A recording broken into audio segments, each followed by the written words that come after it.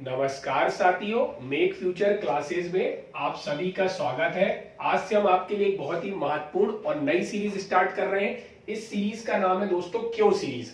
अच्छा, ये series start करने का उद्देश्य क्या है, मेरा एम क्या है इस सीरीज को चालू करने का। एक्चुअली क्या होता है, असल जिंदगी में अपन बहुत सारी चीजों के कारण नहीं जानते हैं। अपन सिर्फ क्या करते हैं, अपना एजुकेशन सिस्टम ऐसा है कि हर चीज को अपन याद करते चलते हैं, कभी ये नहीं सोचते कि उस चीज के पीछे क्या कारण है, उस चीज के पीछे का क्यों नहीं जानते हैं। जैसे आप सभी जानते होंगे, जो विज्ञान है, जो साइंस है, उसमें कहा जाता है कि मनुष्य होने के नाते आपको हर चीज के पीछे का क्यों मालूम होना चाहिए। ऐसा मैं क्यों कह रहा हूं, क्योंकि आप सभी को मालूम है कि जितने भी जीव हैं उसमें जो दिमाग नाम की चीज है वो मनुष्य को प्राप्त है। और मनुष्य का जो दिमाग है, जो तर्क शक्ति है, जो लॉजिकल चीजों को जानने की उसकी जो चाह है, वही उसको क्या करती है, इस क्यों के पीछे दौड़ाती है। जैसे फॉर एग्जांपल, आपने कभी सोचा है कि अपना जो संविधान है वो 26 नवंबर 1949, किसकी बात कर रहा हूं मैं, अपने संविधान की बात कर रहा हूं। आपको मालूम होगा, अच्छा तो प्रश्न उठता है कि संविधान क्या है, आपको यह भी जानना चाहिए क्या है, क्यों है। तो क्या है, तो आपको मालूम है कि जो संविधान है वो अपने देश में कानून का सबसे बड़ा क्या है दोस्तों, समुच्चय है। जैसे फॉर एग्जांपल ये अपना भारत है, जैसे फॉर एग्जांपल आपका हॉस्टल है, जैसे फॉर एग्जांपल आपका घर है। तो किसी घर को, किसी हॉस्टल को, किसी देश को चलाने के लिए, उसको क्या गवर्न करने के लिए दो चीजों की आवश्यकता पड़ती है। उसमें से एक चीज होती है संविधान और एक चीज होती है दूसरी संस्था। अब आप जानना चाहेंगे कि ये संस्था संविधान में क्या बात कर रहा हूं, कुछ समझ नहीं आ रहा है, तो चलिए और सरल करने की कोशिश करते हैं। जैसे आपने देखा है कि एक हॉस्टल है, तो हॉस्टल में आपकी टाइमिंग होती है कि इतने बजे आप हॉस्टल से बाहर जा सकते हैं, इतने बजे आपको हॉस्टल के अंदर आ जाना पड़ता है। कभी आपको छुट्टी लेनी पड़ती है तो अपने वार्डन से आपके घर वालों की बात करानी पड़ती है। इस तरीके कुछ नियम कायदे कानून होते हैं। इसी तरीके से आप सोचिए, जब एक छोटे से हॉस्टल को चलाने के नियम कायदे कानून उद्देश्य और लक्ष्य होते हैं, उसी तरीके से इस देश को चलाने के लिए भी कुछ नियम कायदे कानून और लक्ष्य होंगे। तो भारत में जो नियम कायदे कानून और लक्ष्य हैं वो अपने यहाँ एक किताब में लिखे गए हैं, जिसे अपन क्या कहते हैं, संविधान या कॉन्स्टिट्यूशन ऑफ इंडिया कहा जाता है। ये अपनी दोस्तों सबसे पवित्र किताब है। अपने यहाँ हर चीज जो होती है इसके दायरे में रहते हुए की जाती है, इसलिए क्या कहा जाता है, इसे संविधान कहा जाता है। अब प्रश्न उठता है कि जब संविधान 26 नवंबर 1949 को बन के तैयार हो गया था, तो उसको अपन ने 26 जनवरी 1950 को क्यों लागू किया दोस्तों।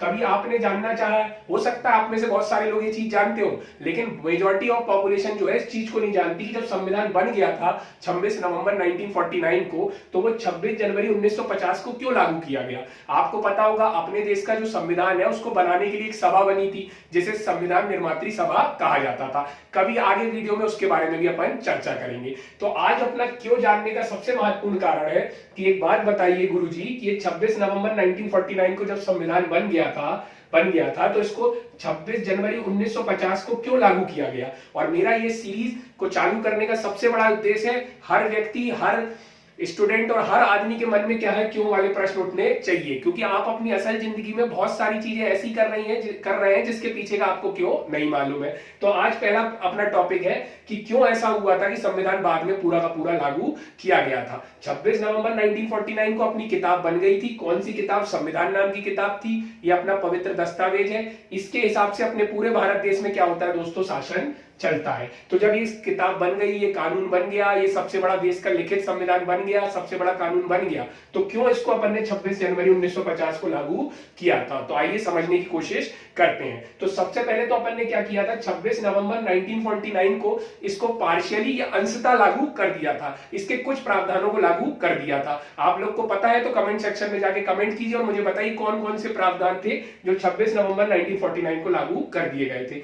अब प्रश्न उठता है कि संविधान तब बन गया था, तो इस समय पूर्णतः लागू किया गया। कब पूर्णतः लागू किया गया, 26 जनवरी 1950 को पूर्णतः लागू किया गया दोस्तों। और 26 जनवरी आ ही रही है, तो आपका ये जानने का महत्वपूर्ण वो होता है कि आप एक मनुष्य के नाते आपको अपने देश के जो 26 जनवरी मनाई जाती है उसमें संविधान लागू किया गया, तो क्यों किया गया ये जानना बहुत जरूरी है। तो आइए बात करते हैं कि इस दिन क्यों लागू किया गया। तो देखिए, जैसा मैंने आपको बताया कि भारत क्या था, बहुत सालों तक क्या गुलाम रहे, अपन ब्रिटेन के गुलाम रहे। ब्रिटेन अपने ऊपर शासन करता था, तो अब ब्रिटेन अपने भारत पे शासन करता था, तो अपन गुलाम थे। तो अपने यहाँ के जो लोग थे, जैसे मालूम पंडित जवाहरलाल नेहरू जी हैं, और अपने क्या बोलते CR दास हैं, ऐसे बहुत सारे, बीजी तिलक हैं, और बहुत सारे लोग थे जो बड़े बड़े विशेषज्ञ थे, वकील थे। तो वो चाहते थे कि भारत का खुद का संविधान हो, खुद का क्या हो दोस्तों, संविधान हो, जिसके हिसाब से भारत में शासन किया जाए। तो इन लोगों ने क्या की, मांग की। कि हमें संविधान चाहिए, हमें अपना संविधान बनाना है, हमें अपने कानून की किताब बनानी है जिसके अकॉर्डिंग भारत में शासन होगा। भारत एक कैसा राज्य होगा दोस्तों? धर्मनिरपेक्ष राज्य होगा, भारत संप्रभु होगा। ऐसे शब्द आप अपनी असल जिंदगी में सुनते हैं। तो ये सारी चीजें कहां लिखी हुई है? तो अपनी किताब संविधान में लिखी गई है। तो अब उसको संविधान को बनाने के लिए दोस्तों क्या हुआ? एक संविधान निर्मात्री सभा बनी थी, जिसे कॉन्स्टिट्यूएंट असेंबली भी कहा जाता है। संविधान निर्मात्री सभा। दोस्तों मेरी राइटिंग बहुत खराब है, मैं आप सबसे हाथ जोड़ के माफी चाहता हूं कि राइटिंग पे मेरी खराब है। आपको जो भी चीज समझना है कमेंट में आप पूछ सकते हैं। तो इस संविधान को बनाने के लिए क्या बनी थी? संविधान निर्मात्री सभा बनी थी।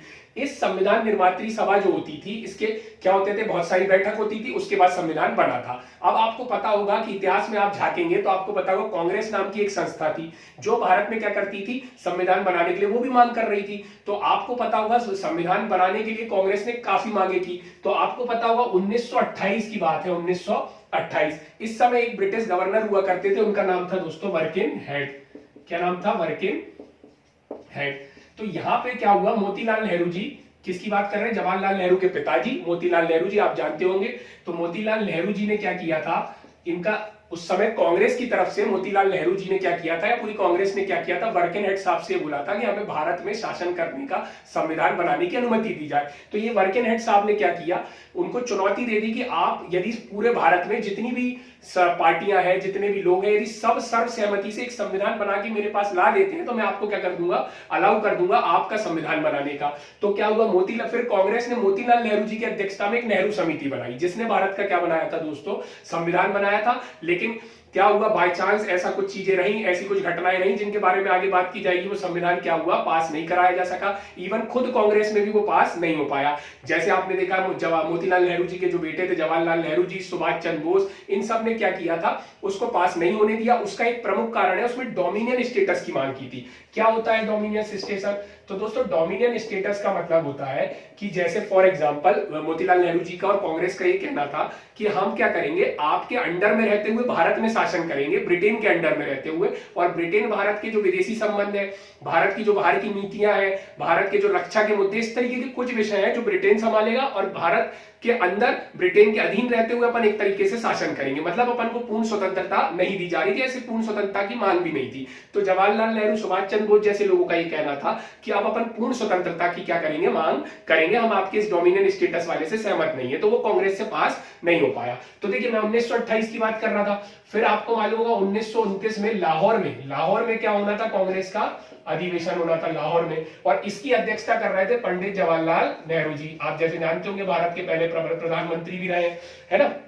बहुत गुणी व्यक्ति थे, बहुत विशेषज्ञ थे, बहुत समझदार व्यक्ति थे। आप जानते हैं इन्होंने भारत को कैसे गरीबी और इस तरीके की चीजों से बाहर निकाल के आए। तो लाहौर में अध्यक्षता कौन कर रहे थे? जवाहरलाल नेहरू जी कर रहे थे। मैं जे नेहरू लिख दे रहा हूं शॉर्ट में दोस्तों।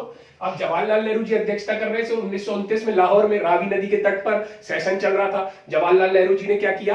तभी क्या बोल दिया था कि हम क्या करेंगे? 1929 दिसंबर की बात है दोस्तों ये। तो उन्होंने बोला था उन्होंने कहा था कि जनवरी 1930, मतलब उनका कहना था 26 जनवरी के आसपास ही 1930 में अपन को क्या मिल जाएगी? पूर्ण स्वतंत्रता मिल जाएगी। और उन्होंने ऐसी घोषणा कर दी थी कि हम पूरी की पूरी आजादी, पूर्ण स्वतंत्रता लेकर रहेंगे। कब की बात कर रहा हूं मैं? जनवरी 1930, दिसंबर में सेशन था, 26 जनवरी 1930 की बात थी। लेकिन कुछ ऐसे घटनाक्रम हुए कि 26 जनवरी 1930 तक भारत को क्या है? आजादी नहीं मिली, बाद में जाके आजादी मिली। इसलिए जब अपन ने 26 नवंबर 1949 को अपना संविधान बना लिया था, तो जो नेहरू जी की घोषणा थी उसको यादगार बनाने के लिए, उस दिन को मेमोरेबल बनाने के लिए और भारत को क्या उस दिन के लिए एकजुट करने के लिए अपन ने क्या किया? 26 नवंबर 1949 को अंशतः लागू कर दिया। और पूर्णतः संविधान कब लागू हुआ दोस्तों? 26। तो आज अपनी क्यों सीरीज का पहला टॉपिक था कि 26 नवंबर 1949 को जब संविधान पूरा तैयार हो गया था, तो उसके जो पूरे प्रावधान है वो 26 जनवरी 1930 को लागू किए जाने थे। 26 जनवरी 1930 को आपको अधिवेशन की पूरी कहानी बताई गई और ये बताया गया कि क्यों उसको आगे जाके अपन ये 26 जनवरी को 26 जनवरी 1950 को अपन ने क्या किए थे? पूरे प्रावधान लागू किए थे। तो चलिए, थैंक्स फॉर वॉचिंग। मैं चाहता हूं ऐसी अच्छी चीजें आप जाने और हर मनुष्य का ही कर्तव्य है कि हर चीज के पीछे का क्यों जाने। तो चलिए, थैंक्स फॉर वॉचिंग। वीडियो पसंद आया हो तो आप इसको आगे बढ़ाइए और ज्यादा से ज्यादा लोगों तक पहुंचाइए। और आप हमसे कुछ चाहते हैं, आपकी कोई ख्वाहिश है, आप चाहते हैं सुधार किया जाए, तो हमें कमेंट करके जरूर बताइएगा। मैं आपके जो भी कमेंट होंगे उनको पढ़ूंगा और उसमें सुधार करने की कोशिश करूंगा। Thanks for watching.